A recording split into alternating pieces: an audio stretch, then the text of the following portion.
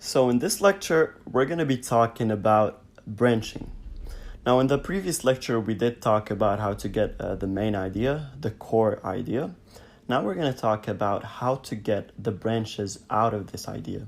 And you guys will be able to understand these concepts more when you see the examples, the mind mapping examples that we're following, and by just going through the templates that are offered in the course.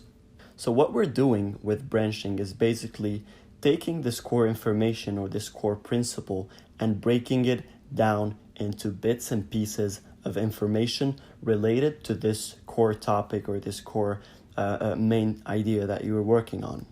Because usually when you have something that you're trying to mind map, it's not something easy. It's not something simple. It's something a bit complex and complicated that needs to be broken down into different bits of pieces of information for you to be able to process it properly. So what we do when we get to branching is that we're slicing it.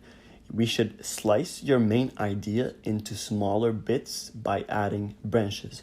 As you guys can see, for example, the first example that we have, where you have the solid orange ball, and then you cut it in half. What's happening in this case is you have one idea and you're cutting it into two different ideas. Then, of course, we're going to be talking about sub-branching in the next lecture. We're going to see how we can even expand that even more.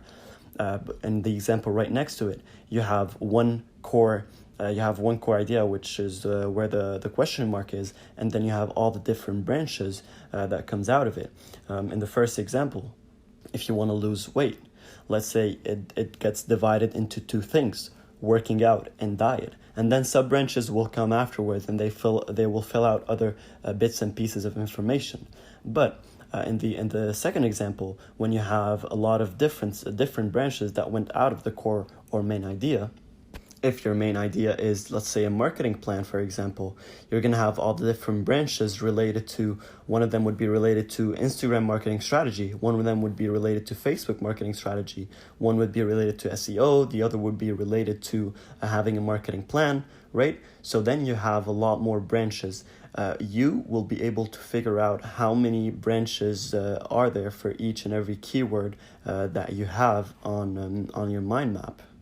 And always make sure that these branches, the ideas in these branches, the words in these branches are related to the core or main idea. Because if you just get an idea out of nowhere and you decide to add it as a branch, this might not help because you're mixing up stuff together. For you to be able to process the information properly through mind mapping, everything needs to be clear and very well structured and eventually coherent. If you have some bits of information that has nothing to do with the core principle, the core idea, or the main idea, you're going to face a lot of obstacles. I've tried it before.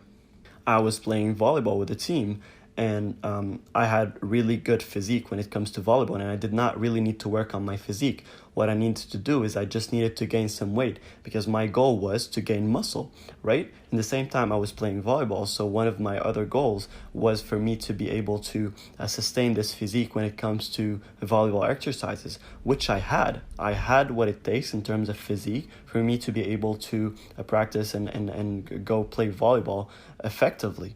But when I was mind mapping my fitness routine, I put the main goal as gaining muscle, and then I was adding the branches at what I have to do in terms of diet and all of these things. And then I added a branch for volleyball training. And then I messed up my entire training schedule for months because every single time I'm trying to do training to build muscle, but then I would go back to my mind map and my schedule and I would see that I will also have some things that I have to do for volleyball. And then doing these things would affect the muscle gaining process, and eventually I found that the mind map is not really helping, and I don't know what I'm doing. If I have to do weightlifting 5 days a week and then I need to rest for 2 days, when do I do the volleyball? And if I do skip 2 days of weightlifting to do volleyball, then when am I going to do these muscles that I was doing on these days? And then the mind map became so complicated. So if on the other hand I said I have muscle gaining, I have, for example, diet and weightlifting and body weight, and then on another mind map where the keyword is volleyball exercises, and I divided them into two different mind maps with each and every one of it has its own properties and goals and ideas, then it would have been easier. I would have been able to say, okay, I have 3 days for muscle gaining.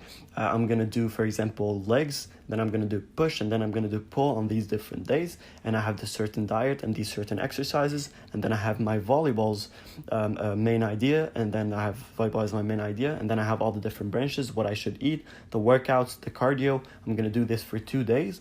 And then I'll be able to work it out way, way easier.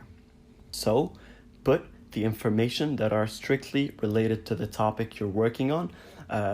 Even if you want to expand and go into different things, make sure that it's always related, and it's not gonna stop the process of you developing the mind map or effectively execute the mind map that you have. And as simple as it seems, believe me, this is one of the biggest issues when it comes to mind mapping. A lot of people make this mistake of building a mind map based on a lot of different and complex ideas, and eventually they find themselves not figuring out what they have to do properly, and not following up effectively with the mind map. The reason why is because they're not keeping it simple. Every single time you add a branch, ask yourself, is this related to mind mapping, to the mind map that I'm doing or not? Is it related to the main idea that I'm focusing on or not? And if it's not, if it's going to be a problem or an issue or an obstacle, just remove it. Maybe you want to use it later, keep it on a separate piece of paper or whatever. Maybe you don't want to lose it, keep it somewhere, but don't put it on the same mind map. Maybe put it on another mind map, just like the muscle and volleyball example that I gave before. And lastly, you need to go with the flow. You could always add more branches to your mind map as you move on to the next step and the next step. Don't force your brain to think of branches. Instead, let it go with the flow, and it will come naturally. So when you write the main idea and then you figure out 2 of these branches, don't just sit there and think, okay, what other branches, what other ideas do I have related to this main idea, and think about it for an hour. Think about it for a bit. If you find that I can't find any more branches to this main idea, start thinking about what sub-branches you might have. We're going to talk about sub-branches in the next lecture. What kind of sub-branches do I have to these 2 branches that went out of the main idea? Don't dwell on finding more and more branches for the main idea, because eventually people want to find more branches because they think that they're doing mind mapping more properly and more effectively, when in fact the more branches that you have, the more sub branches that you have, the more complicated your mind map would be. That's why I said use only what is related to your mind map, strictly related to your mind map, because when you put all the different information, you have an overflow of information. Your mind map becomes so complex, it's not simple anymore, and it doesn't make the work easier, it makes it harder. And the worst part is when you decide to sit down and think about other branches that you can add just so you can make your mind map more complicated. When you're actually thinking about making it easier for you to be able to understand the information, you're ending up making it harder and harder. When there is something that you really need to know, when there is something crucial to add, you're gonna remember it at one point or another. While working on your branches or sub-branches, you're gonna remember it, and then you go back and you add it, right? But you don't just sit down there and force yourself to find a lot of different branches. Keep it simple, make sure that the branches are related to the main idea, and try to eliminate all of these branches that you think are going to complicate it or are not going to add any value to your mind map, or are just not strictly related to this mind map, and try to use them in another mind map. If they are crucial information, if they are branches, they're usually important, try to see if you can actually build a mind map around them to be able to tackle them as well. And lastly, I'm going to repeat it one more time. Don't force the information out of you. Go with the flow, and you'll see how the information will go out without you even thinking it and forcing your brain into it, without even forcing your brain to think of branches.